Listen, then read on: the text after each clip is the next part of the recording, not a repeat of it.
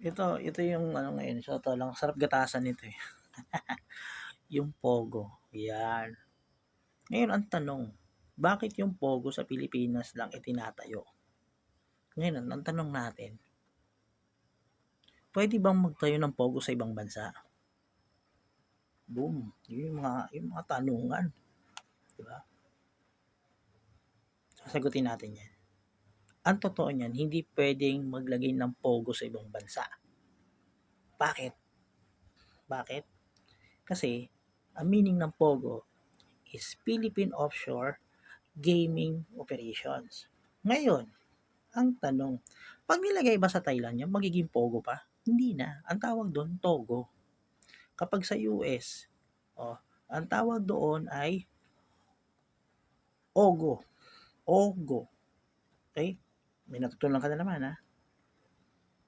Oops! May natutunan ka ba talaga?